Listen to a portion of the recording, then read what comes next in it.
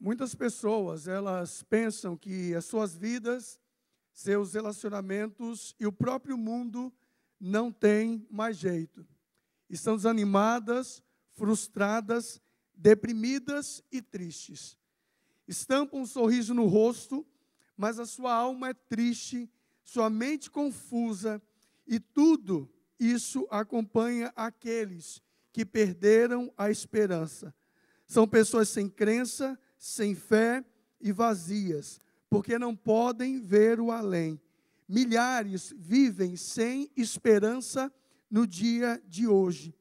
O que dizer para aquela família daquela mulher que foi assassinada brutalmente pelo aquele homem que dizia ser o seu marido e que falou de fidelidade quando começou o seu relacionamento? O que falar para os inúmeros imigrantes que saíram do seu país por causa de uma guerra? O que falar da injustiça social que vivemos hoje no Brasil? O que falar para um pai, para uma mãe de muitos suicidas, de muitas crianças, jovens, adolescentes que cometem suicídio e os pais ficam perguntando por quê? Onde nós erramos? O que falar para essas pessoas? Como promover esperança para um mundo sem esperança? Particularmente essa semana, eu vivi e vivo, ou estou vivendo, uma semana de perguntas a Deus. Essa semana foi uma semana difícil, porque muitas visitas que eu fiz, em todas as visitas as pessoas perguntavam, como é?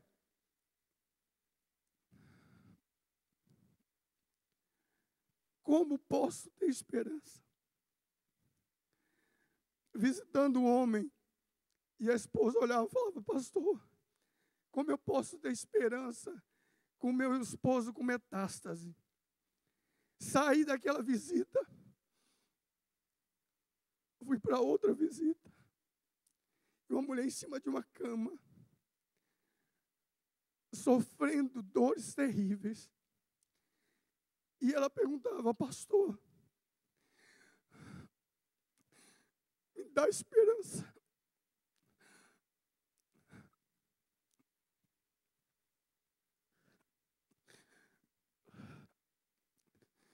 Cheguei no hospital de hemodiálise e um jovem desganado, sem saber da real situação dele, ele falava, acho que eu posso ter esperança que eu vou sair daqui. E os médicos não queriam dizer a real situação dele, que talvez ele não vai sair tão cedo daquela máquina. E a minha pergunta é, quantas pessoas entraram aqui sem esperança? Você que nos assiste, vive sem esperança. E assim como eu e você, todos nós, temos um momento, um fator que limita. Talvez o exame que é feito e vem um diagnóstico que você nunca poderia imaginar.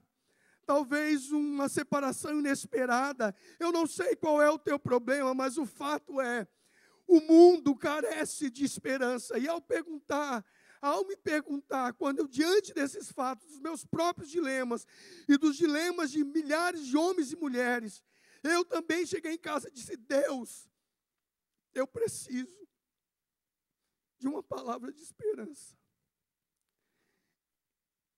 E Deus então me leva para esse texto de 1 Pedro. Mas antes, eu queria observar com vocês essa foto desse quadro que se chama Esperança. Por favor, Eric.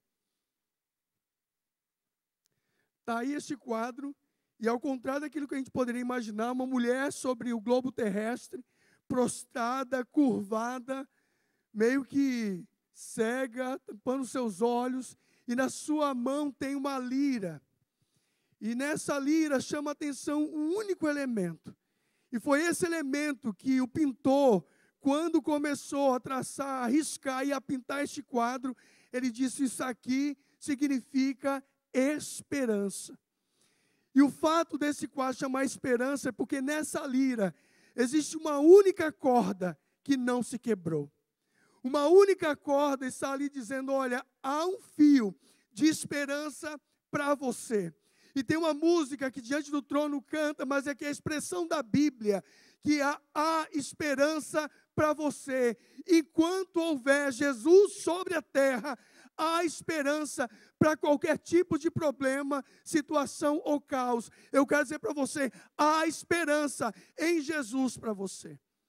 E o texto de Pedro nos leva a pensar sobre isso. Verso 1 do capítulo 1 diz: Pedro, apóstolo de Jesus Cristo, aos eleitos que são forasteiros da dispersão, do Ponto, da Galácia, da Capadócia, Ásia e Bitínia, eleitos segundo a presciência de Deus Pai, em santificação do Espírito, para obediência e expressão do sangue de Jesus Cristo, graça e paz vos sejam multiplicadas. Bendito o Deus e Pai de nosso Senhor Jesus Cristo, que segundo a sua muita misericórdia, nos regenerou para uma viva esperança, mediante a ressurreição de Jesus Cristo dentre os mortos. Jesus diz que quando estamos nele, nós podemos, eu e você, a despeito de qualquer situação ou dor, sofrimento ou tragédia, angústia ou perseguição, eu posso sobreviver, e não apenas sobreviver, mas ter a bendita, a verdadeira esperança, que está acima de toda dor, sofrimento ou angústia. Quando Pedro escreve essa carta para esses amados aqui, a igreja estava sendo perseguida, e uma das perseguições se levantou com Nero, quando ele queima Roma e coloca a culpa na igreja e nos cristãos. Começa uma perseguição terrível, a ponto de muitos cristãos serem colocados presos como tochas humanas para iluminar os caminhos de Roma. Diz o texto do capítulo 1, se você continuar a ler, que esses homens e mulheres sofreram todo tipo de perseguição e sofrimento, casas saqueadas, vidas roubadas, mortas, destruídas, estupradas, todo tipo de sofrimento aquele povo estava vivendo.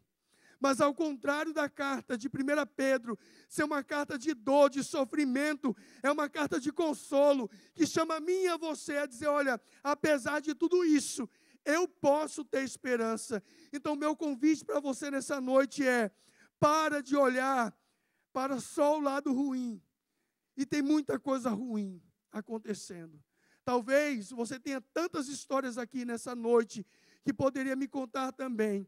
Mas eu quero dizer para você que há um Deus que diz que mesmo em meio à dor e o sofrimento, você pode ter esperança. E como então podemos ter esperança quando a desgraça bate à nossa porta? Pedro, então, nos traz algumas lembranças. A primeira realidade, a primeira lembrança que eu preciso ter, é a lembrança que eu sou, de fato, um regenerado. E aqui está a base teológica do texto. Verso 2 e 3 fala sobre isso. Pedro, ele começa a falar a ação tripla da Trindade na transformação, ou seja, naquilo que o pastor Rodolfo pregou na semana passada, sobre o novo nascimento, sobre ser uma nova pessoa. E por que então Pedro fala sobre isso? Porque, meus amados, só um regenerado, só aquele que ouve, que teve a transformação no seu coração, é que pode, no momento do sofrimento, ter a viva esperança.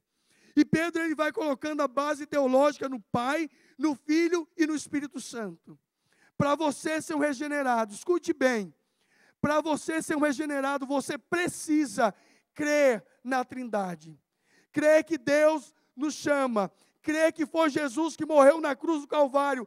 Por isso que podemos dizer em alto e bom som, não existe ninguém entre Deus e os homens, a não ser Jesus, que pode nos salvar. Começamos a ficar uma igreja temerosa de falar, porque existem tantos caminhos, não só existe um caminho. E esse caminho é Jesus de Nazaré. E sabe o que é engraçado? Que a gente começa a ter medo de falar sobre isso. Mas como é que pode? Jesus que morreu na cruz do Calvário, foi Ele que derramou o seu sangue para nos purificar. E eu sou obrigado a crer nisso. E é tão maravilhoso entender que de uma hora para outra, essa iluminação que o Espírito Santo nos dá, nos esclarece a mente. Ora você é incrédulo, e ora você começa a crer. Quem é que faz isso? É o poder de Deus. Ninguém crê se não for iluminado pelo Espírito Santo. Ninguém crê no sacrifício de Jesus se não for iluminado pelo Espírito Santo. Você pode crer em Deus, mas você não vai ser um regenerado. Você pode crer em Jesus e não crer no Espírito, e você não será um regenerado. Você pode crer no Espírito, mas se não crer na Trindade, você não é um regenerado. Você pode ser um convencido, mas não um convertido. E na hora do sofrimento, sabe o que é que vai acontecer? Você vai se dissipar. E é importante Pedro falar sobre essa base teológica. Por quê? Porque é isso que ele fala lá no capítulo, na sua segunda carta. No capítulo 2, ele vai dizendo, olha, eu não me canso de relembrar a vocês esse fato. Por quê? Porque é justamente aí, quando eu não tenho firmeza teológica, quem é Deus, quem é Jesus e quem é o Espírito Santo, o diabo vem e começa a minar a sua fé, e é justamente nessa base teológica que você começa a se desviar e a acreditar que os sofrimentos, como acabamos de cantar, eles são maiores do que o nosso Deus. E a gente não vai resistir. Eu lembro no início da minha vida cristã, quando eu era um jovenzinho direto do túnel do tempo, há muito tempo atrás. E eu lembro que eu estava na igreja, eu comecei a ler as Escrituras, eu amava a Deus, eu amava ler a Bíblia. E eu lia, e um dia chegou aquela parte que dizia o seguinte: se você pecar contra o Espírito Santo, você não tem perdão, nem nessa vida e nem na vindoura. Eu comecei a acreditar que eu tinha pecado contra o Espírito Santo. Eu falei, não, mas eu não pequei contra o Espírito Santo. Não, você pecou contra o Espírito Santo. Não, você não... E fiquei nesse desespero. Eu falei, não, mas pecar contra o Espírito Santo é falar um monte de palavrão contra o Espírito Santo. Eu nunca falei, então nunca pequei. O que é que aconteceu? Meus amados, vinha tanto palavrão na minha cabeça contra o Espírito Santo de Deus, que todas as vezes começava a cantar uma música sobre o Espírito Santo, eu saía da igreja. Comecei a ficar angustiado, com depressão espiritual, porque tinha um conceito errado do Espírito, um conceito errado da Trindade. Porque quando o diabo elimina isso dentro de você, eliminou toda a sua fé e eliminou toda a sua capacidade de resiliência e de resistência. Você pode parecer um cristão, mas na hora do vamos ver, só vai ficar aqueles que são regenerados. Quando eu estava lá no Nordeste, a gente foi fazer um culto numa casa de alguém que nos convidou. E aquela pessoa parecia um crente. Tinha cheiro de crente, tinha Bíblia de crente, tinha fala de crente, tinha tudo de crente. E falou, nossa, mas que bênção, é um crente. Né? Mas era denorex. Parecia, mas não era. Isso ficou claro, sabe o quê? Teve uma hora que ele falou assim, olha, eu posso orar também? Ele falou, claro, todo mundo tem a liberdade de orar. Eu falei, então tá bom, eu vou orar. E meus irmãos, todos os crentes daquela reunião fecharam os olhos. E ele começou a orar essa oração. Por favor, Eric. Meu santo expedito das causas justas e urgentes, socorrei-me nessa hora de aflição e desespero, intercedei por mim junto ao nosso Senhor Jesus Cristo, vós que sois o santo guerreiro, vós que sois o santo dos aflitos, vós que sois o santo dos desesperados, vós que sois o santo, e aí continuou, meus amados, do mesmo jeito que todo mundo fechou o olho, todo mundo abriu o olho. Falou, meu Deus, mas falava como crente, velho. E por quê? Eu não estou aqui falando mal de Santo Expedito, eu não estou aqui falando mal de nada. Eu só estou dizendo que nós acreditamos que o único, que é o que a Bíblia fala, que intercede entre Deus e os homens, é Jesus de Nazaré. O que passar disso não é regenerado, não é convertido. E na hora do vamos ver, sabe o que vai acontecer? As pessoas começam a se dissipar e a dizer, olha, os sofrimentos são maiores do que o meu Deus. Porque a pessoa que é regenerada, ela lida com o sofrimento e ela ri do sofrimento. Essa semana eu fui fazer uma outra visita, que aparentemente era uma visita muito triste. Era uma visita a um irmãozinho da nossa igreja que precisa de doação de sangue. Eu não sei se foi falado hoje de manhã aqui. Esse irmão Guaraci, um senhorzinho de idade, vai fazer 60 anos de casado. Está tomando bolsa atrás de bolsa de sangue e precisa que alguém dos irmãos da igreja da fé o ajude. Se você pode doar, vai lá, não custa nada. E ele precisa de sangue. Eu perguntei, meu irmão, como é que você está? Ele falou, olha, pastor, os médicos me deram cartão vermelho. Diz que não sabe nem como é que eu estou vivo.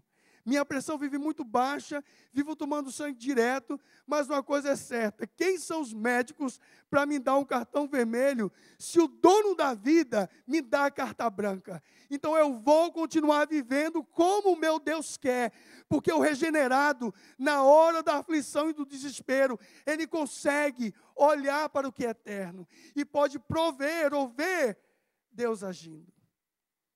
Se você está passando por um sofrimento, e se você que nos assiste não entendeu ainda toda essa ação da Trindade, para que você hoje viva no presente século, olhando para o sofrimento e entendendo que você pode ter uma viva esperança, você precisa ser um regenerado, um convertido, uma nova pessoa. E você talvez está aqui vivendo como se fosse sem esperança. E eu quero dizer para você que quando Jesus entra, Ele traz uma semente, que ele começa a brotar e a florescer a partir do momento que eu faço prova desse Deus no momento da necessidade. Tem muita gente que fica pensando, meu Deus, será que eu vou suportar isso? Será que se um dia eu tivesse um diagnóstico de câncer, eu iria suportar? Será que se eu tivesse algum problema que me tornasse paralítico, será que eu iria suportar? E agora, com certeza, você não vai suportar. Mas uma coisa é certa, Deus vai te dar graça, para que no momento da necessidade, Ele te socorra com graça e misericórdia no trono da graça. Porque é isso que Ele diz. Durante o processo é que eu vou te assistir e eu vou te dar a graça para suportar. Foi isso que aconteceu com a Iracema. Quando é que a nossa irmã poderia imaginar que ia estar falando com o filho e daqui a pouco o filho iria falecer?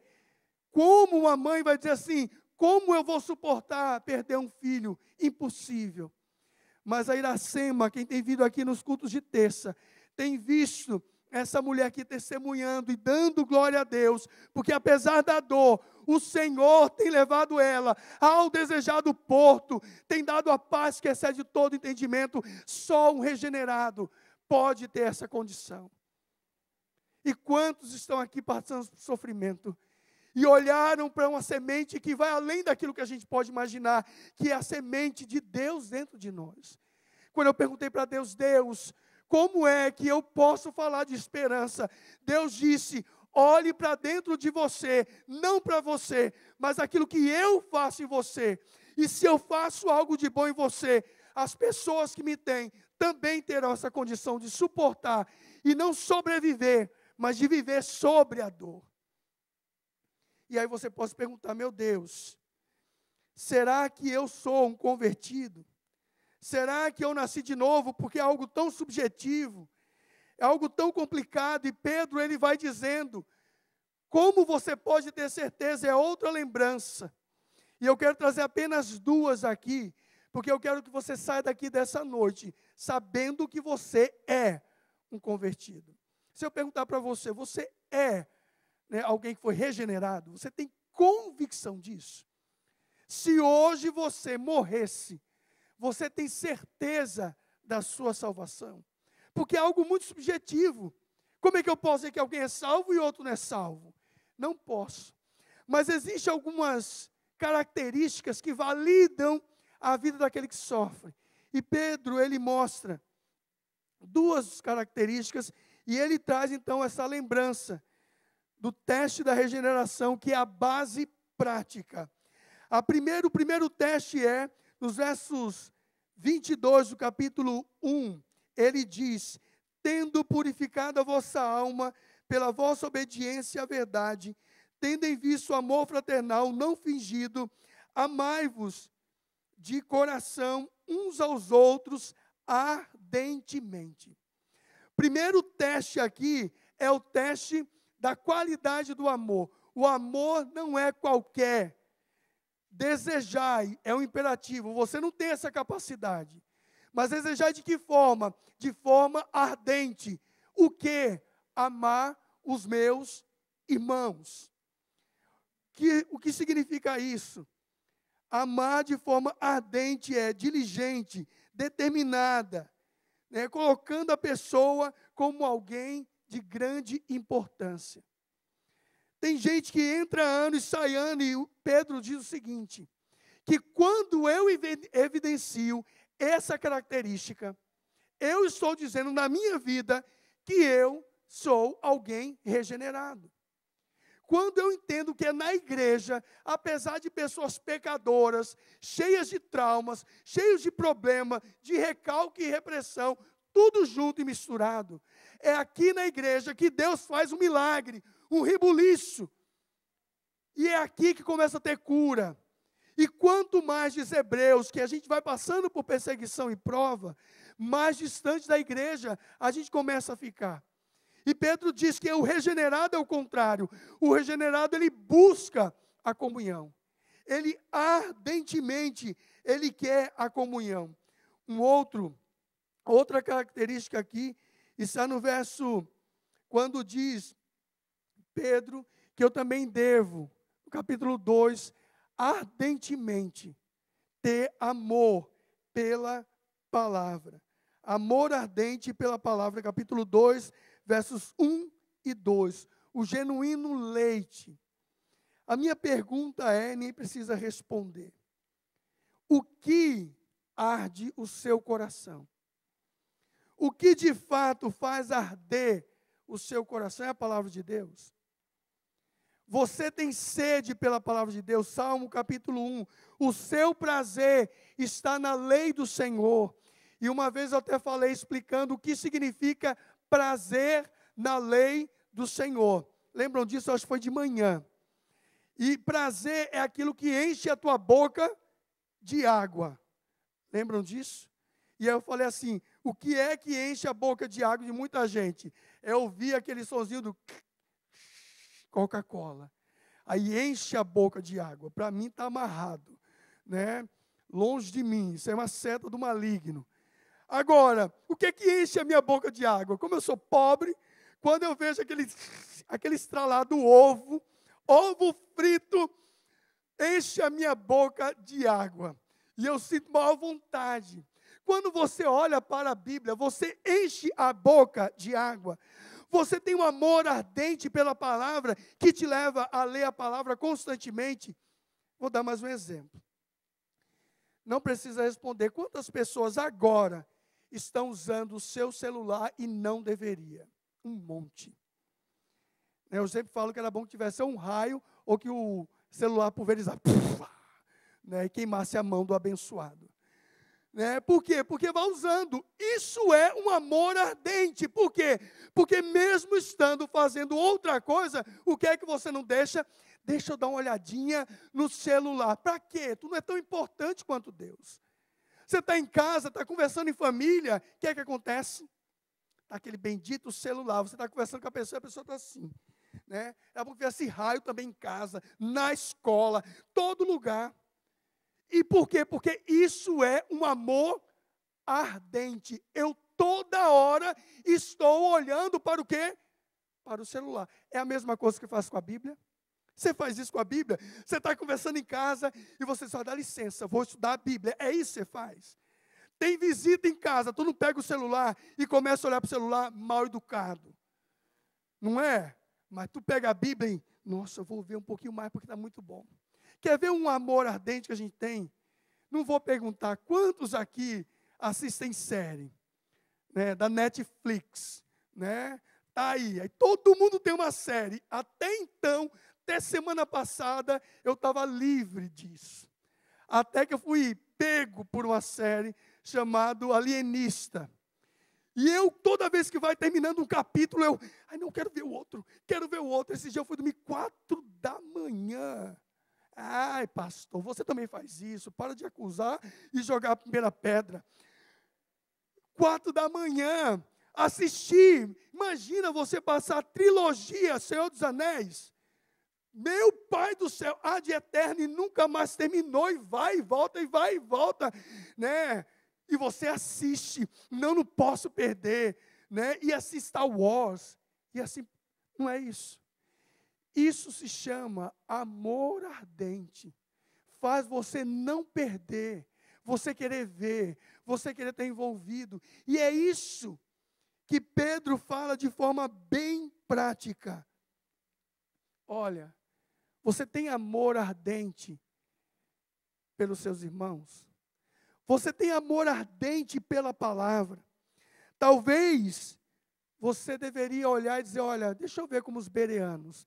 O verdadeiro leite não é aquele que é transmitido via televisão, é muito bom quem está assistindo, mas tem crente que é crente adepto à igreja, Jesus entra na minha casa, né? E tem até a música tema, entra na minha casa, porque o crente é tão preguiçoso que não quer nem ir para a igreja, entra na minha casa, porque eu quero assistir o culto aqui, toma Santa Ceia na frente da televisão, cloque, esse é meu corpo, esse é meu sangue, e vai tomando, comungando com quem e com quê? Meus amados, a gente está vivendo tão distante de tudo, e vivemos como se fosse normal, e a Bíblia diz, aqui há o teste da regeneração. E por que isso é importante, Pedro, dizer? Porque na hora do sofrimento, você vai ver que é a palavra que vai te ajudar. Na hora do sofrimento, vai ser o irmão que vai estar ali do teu lado, que está passando pelo mesmo problema, ou que não passou, mas assistiu. Quantas vezes o Silvano lá, no seu problema de coração, né, foi uma palavra de um irmão, foi uma visita, foi via a igreja que fez toda a diferença. Quando eu estava no hospital, fruto daquele tiro de bala perdida, que pobre é uma tristeza, nunca ganha nada, quando acha uma bala perdida, né? E eu achei bem no meu peito, né? E vi essa historinha que diz, não, só queima. Eu vou dar uma bala no seu peito para ver se só queima, né? Dói, e dói muito. Mas foi ali no hospital que eu entendi o valor da ajuda dos irmãos de ali. Estou orando por você, pastor, estamos aqui. Meus amados, só passa pelo sofrimento quem de fato é um regenerado. Quem tem características de regenerado, que vive ardentemente o valor da palavra e o valor dos irmãos. E por final, Pedro então diz que aquele que é regenerado, ele de fato tem uma viva esperança. Não esperança escapista, alienada, esquizofrênica, uma esperança apenas para o eterno, para o lá, mas Pedro está dizendo que é uma esperança para aqui e agora, é para as minhas necessidades, é uma esperança que eu posso dizer para aquela mulher cheia de câncer, olha, existe um Deus que te ama e te ajuda, mesmo em meio à sua dor, e ela vai poder experimentar, como eu não sei, a paz que excede todo o entendimento. A viva esperança é baseado na ressurreição de Jesus. E todas as vezes que Jesus estava sobre a face da terra, curando as pessoas, quando alguém sabia que Jesus estava, aquela hemorrágica sem força, ela procurou a solução. E encontrou Jesus, porque ele estava vivo. Aquele homem cego encontrou a solução, porque Jesus estava vivo. E depois então Jesus morre, e a ressurreição de Cristo é a base da nossa viva esperança. Esperança para quê? Para a eternidade. Louvado seja Deus, que bom. Vamos viver eternamente, não vai ter mais choro, ranger de dentes, mais nada disso. Mas vamos pensar um pouco. Que adianta ter esperança da salvação e não experimentar hoje do socorro e da esperança de um Deus que diz, eu sou o Deus Emanuel, eu sou o grande sumo sacerdote que adentrou os céus e passei o que passei para te socorrer no tempo da tua necessidade. O que adianta a gente ter esperança do céu e nunca experimentar uma intervenção da esperança viva que é Jesus? Então, porque Ele está vivo, É como diz o texto, eu posso crer no meu hoje, no meu amanhã, porque eu sei que existe uma promessa. Para cada gota de miséria, há um oceano de promessas de Deus, que eu tenho que me apossar, porque Ele ressuscitou, e Ele está aqui, meus amados, dizendo para mim e para você, há esperança, há esperança. E eu não quero que nessa noite, assim como eu fui impactado com as palavras de pessoas que estavam ali refém, não teve um primeiro momento de socorrer. Eu quero que você tenha essa certeza de que há uma semente plantada no seu coração, do coração do regenerado, e que a gente não vive com problemas de falta de fé. A gente vive com problema de falta de esperança, que é isso que Hebreus fala. E o problema é que a gente sempre coloca a nossa esperança no homem mortal. Jeremias 17 diz isso. Maldito o homem que confia no outro homem, faz do braço da carne o seu escudo, porque ele irá morar num canto de sofrimento. Mas bendito é o homem que confia no Senhor. Sabe por que o Brasil vive essa desgraça toda? Em parte eu acho que é a minha culpa e sua culpa. Porque o que é que diz Timóteo? Quero que todos os homens levantem mãos santas e orem pelos seus governantes. Qual foi a última vez que você parou e orou pelo Brasil? Eu fico pensando, eu tenho um prazer de ficar todo dia, nem que seja 1 hora, que é o único tempo que eu tenho, e eu vou fazer exercício físico. E eu vou passar 1 hora fazendo aquilo.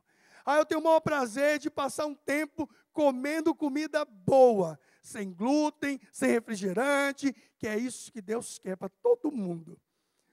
Quer.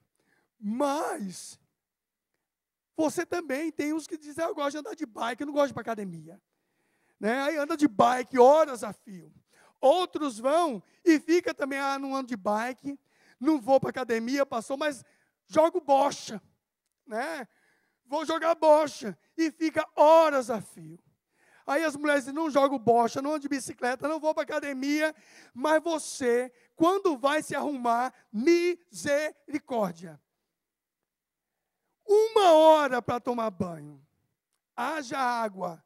Né? Eu já falei para minha filha, filha, você ainda é uma miniatura de mulher. Se você chegar, quando chegar com 30 anos, o que é que vai ser da água? Não vai ter mais água, né? De tanto que se gasta. Então vamos ter pena, né, do mundo. Mas não é só minha filha, não, todas as mulheres, para se maquiar. E passa horas, parece Picasso, né, fazendo uma obra de arte. Horas. E o cabelo? E se o cabelo não for liso, ai, coitado. Mas vai ficar liso, em nome do grande.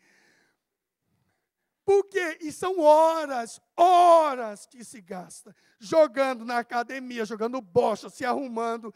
Agora eu fico pensando, quantas horas eu de fato oro, busco a Deus, para que o mundo tenha esperança, para que o Brasil mude, para que os políticos deixem de ser corruptos, e pare com aquela historinha que eu já falei, o Brasil que eu quero é com menos isso, nada, não adianta de nada fazer isso, porque o Brasil que eu quero começa no joelho, e a igreja tem que orar mais. Ao invés das mulheres colocar tanto pó na cara, deveria colocar mais a cara no pó e orar mais. Os homens a mesma coisa, e todos nós, porque isso faria ter mais esperança.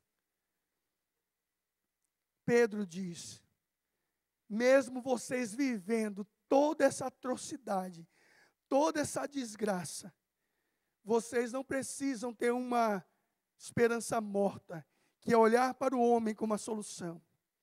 Olhe para o ressurreto, que está entre vocês, e creia que mesmo diante de tudo que está acontecendo, vocês podem ter a viva esperança. Eu quero terminar mostrando apenas a imagem de um livro. Por favor. Eric, esse livro aí eu li no ano passado, não sei quantos leram, incentivo você a ler. É um livro de um psiquiatra que ele ficou no campo, lá nazista, E ele começou a ver o que é que acontecia com as pessoas que tinham esperança e as pessoas que não tinham esperança. Ele sobreviveu. E ele escreveu o seguinte: o homem pode viver até 40 dias sem comida, 3 dias sem água, 8 minutos sem ar, mas apenas 1 segundo sem esperança. Aqueles que perderam a esperança, eles morreram no campo de concentração. Meus amados, sabe por quê você pode ter a viva esperança? Porque Jesus ressuscitou. Semana passada, uma esposa chegou para mim lá no Instituto do Rim e falou assim: pastor, o meu marido faz hemodiálise, eu tenho metástase, mas eu dou glória a Deus todos os dias que eu me acordo, porque eu tenho motivos para viver para o meu Senhor. Sabe por que essa mulher falou isso? Porque apesar da dor, ela encontrou com Jesus de Nazaré na sua vida. Sabe por que aquela menina que há muito tempo eu falei para vocês, que quando o grupo M, aquele coral de jovens foi cantar lá no Hospital das Clínicas, e a gente foi na ala de tetraplegia, e a gente perguntou qual a música que você quer que a gente cante. E o coro cantava músicas belíssimas, Aleluia de Renda, Digno é o Cordeiro, como eu já falei para vocês uma vez. E ela olhou para a gente e falou assim: eu quero que vocês cantem uma música. E a gente esperando que seria uma música clássica, e ela disse: eu quero que vocês cantem, não olhe as circunstâncias, não, não, não. Olhe o seu amor, não me guio por vistas, alegre eu estou. Aquela menina estava acamada há mais de 20 anos. E há mais de 19, 18 anos, ela não via os seus pais, que jogaram lá e nunca mais voltaram para ver. E aquela menina, mesmo sendo apenas sobrevivendo com a traqueostomia, sem mexer nada do seu corpo, ela disse: aqui está a minha família, os médicos e enfermeiros, mas acima de tudo, eu tenho um pai, e o meu pai se chama Deus. Nós podemos ter esperança contra a própria esperança. Então, não sei qual é a sua situação. Eu sei qual é a minha situação. Eu sei quais são os meus limites. Mas você tem os seus. E eu quero te convidar, como Pedro convidou os seus ouvintes. Tenha uma viva esperança, porque ele ressuscitou. E tudo que ele falou é verdade, para aqui e para agora. Meu servo, não temas, eu tenho você escrito na palma das minhas mãos. Eu te conheço, e ao contrário das estrelas, eu te chamo pelo teu nome. Eu sei qual é a tua história, eu sei da tua necessidade, eu sei do teu limite. O choro pode durar uma noite, mas a alegria vai vir pelo amanhecer. E talvez Deus não vai mudar, não vai tirar o câncer, não vai tirar alguns problemas, mas Ele disse: eu vou te dar a paz que excede todo entendimento. Eu te guardo, creia nisso. Tem uma música da terça-feira que a gente tem se tornado o hino, que diz: se Ele curar, Ele é Deus. Se Ele não curar, Ele é Deus. Se a porta se abrir, Ele é Deus. Se a porta não se abrir, Ele continua sendo Deus. Porque eu não adoro pelo que Ele faz, eu adoro pelo que Ele é. Haja o que houver, Ele sempre será Deus. Lembre, essas lágrimas, que são das minhas tristezas, Deus tem colocado diante de um odre, para que sirva de testemunho, não de incredulidade, mas a fé de alguém que diz: Deus, eu espero pelo Senhor. As suas lágrimas, que você também tem vertido, está diante de Deus, num odre, como testemunho da sua esperança, dizendo: apesar disso, como diz Jó, ainda que ele me mate, nele esperarei. E como diz Zacarias: ó cativos da esperança, esse é o nosso status, essa é a nossa condição. Viva nessa dimensão, meu amado. E ainda que você veja muita desgraça dentro da sua vida, na sua casa ou ao seu redor, não olhe as circunstâncias, olhe para o amor de Jesus e viva a viva esperança que está baseada na ressurreição de Jesus. E se você é um regenerado, então você tem toda a condição de passar pela prova. Quando passares pelas águas, eu contigo serei. Quando passares pelo fogo, tu não vai ser queimado, porque eu sou o Senhor teu Deus. Ele não está dizendo que você não vai passar pelas águas. Ele não está dizendo que você não vai passar pelo fogo. O que ele está dizendo é que você não vai morrer afogado. E muito menos será queimado. Porque Ele é o nosso Deus. Viva a viva esperança. Vamos orar? Deus, me ajuda a viver isso mesmo que eu preguei. Me ajuda a viver isso nos meus dilemas, Senhor. Me ajuda a viver isso, Senhor, nos dilemas das pessoas que o Senhor, de forma amorosa, coloca diante da minha vida para que, de alguma forma, eu os leve a ter a viva esperança. Que as pessoas que estão aqui, Deus, tenham a condição de crer e a viver nisso, que há esperança. Há esperança para o ferido, para o marcado, para o deixado, para o esquecido, para o adoentado, para o amargurado, para aquele que foi espoliado, aquele que foi roubado, há esperança. E obrigado, porque a ressurreição do Senhor é a base da nossa viva esperança. Então, tudo é possível, então, para aquele que crê. Em nome de Jesus, amém e amém.